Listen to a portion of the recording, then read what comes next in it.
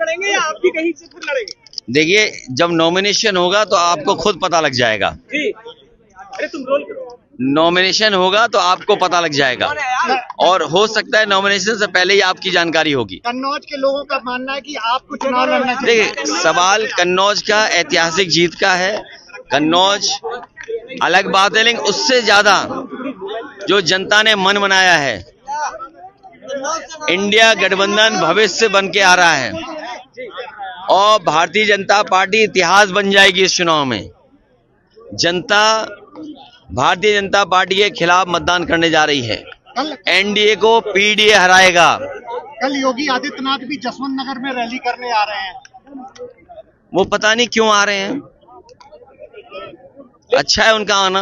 लेकिन मुख्तार अंसारी की रिपोर्ट जो है वो नेगेटिव आई है, उसमें पॉइजन नहीं आया है। परिवार वाले रिपोर्ट पे भी शक कर रहे हैं, आपको क्या लगता है? देखिए, जिस तरीके की बहुत सारी चीजें हो रही हैं, मान लीजिए आज एक पत्रकार, जो विदेशी पत्रकार थी, जो अखबारों में हमने पढ़ा, उसे भारत छोड़ने के लिए कह दिया गया।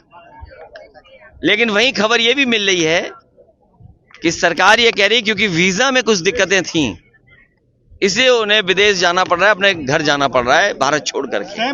तो सच्चाई क्या है? जो संस्थाएं हैं, वो संस्थाएं बीजेपी के लिए काम कर रही हैं।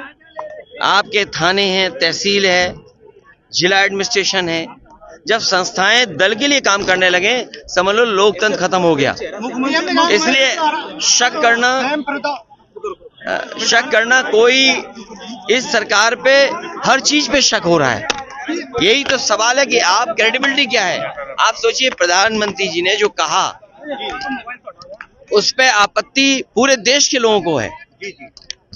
पूरे देश के लोगों को आपत्ति है कि ये भाषा कैसे हो सकती है, लेकिन चुनाव आयोग क्या कर रहा है। और फिर आप में से बहुत से साथी हैं कि क्या लाभ मिल जाएगा बीजेपी को, कुछ सवाल पूछ लें। जो सवाल आप पूछ रहे हैं, आपकी नीयत में सवाल यह है कि आप बीजेपी की मदद करना चाहते हैं। लेकिन उन्होंने कहा, मंत्री ने भाजपा वाले आरोप लगा रहे हैं कि आप फातिया पढ़ने के शरीयत का जिक्र किया, लेकिन शरीयत को कौन सा चैनल है आपका? कौन सा चैनल है आपका? चैनल बता दो कौन सा है। अरे चैनल बताओ ना कौन है। जयवीर सिंह ने कहा था।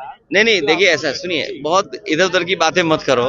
तुम भी जानते हो, अगर ये पूछेंगे तो एफआईआर इन पे भी लिखाई जाएगी। मैं अभी लिख करके एफआईआर दे रहा हूँ, तुम्हारे पे भी एफआईआर हो जाएगी। इसलिए बहुत सारी बातें पूछो।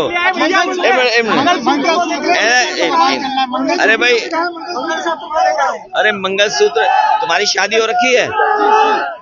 अरे जिनकी शादी हो रखी है, रुक जाओ भाई, जिनकी शादी हो रखी है वो लोग उसके महत्व समझते होंगे। और बीजेपी के लोगों को मंगलसूत्र से बड़ी बात है कम से कम नौकरी नौजवानों को दे दें, जिससे उनकी भी शादी हो जाए। जिन नौजवानों की शादी नहीं हो रही, उनसे मंगलसूत्र क्या पूछ रहे हो आप? पीएम ने कहा था कि यदुवंशी जो अपने आप यदुवंशी कह रहे हैं, वो श्री कृष्ण द्वारका का अपमान कर रहे हैं। तुम्हें कुछ पता ही नहीं है। वो प्रधानमंत्री जी को कुछ नहीं पता जो पूछ रहे हैं वो।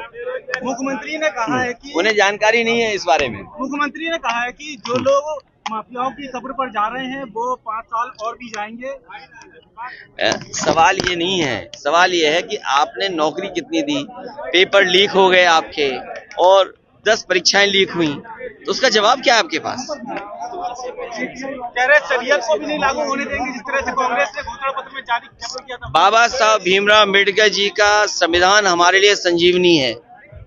बाबा साहब भीमराव अम्बेडकर जी का दिया हुआ संविधान हमें मान सम्मान दिलाता है।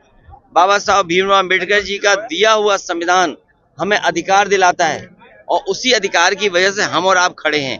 ये बीजेपी के लोग जनता को गुमराह करके वोट के अधिकार को भी छीनना चाहते हैं। ये भाषण इसलिए हो रहे हैं क्योंकि उनके अंदर निराशा है, जनता उनके साथ नहीं है। अब निराशा में क्या करें? वो जब वोट मिल नहीं रहा है तो क्या ना करें, मरता क्या ना करता।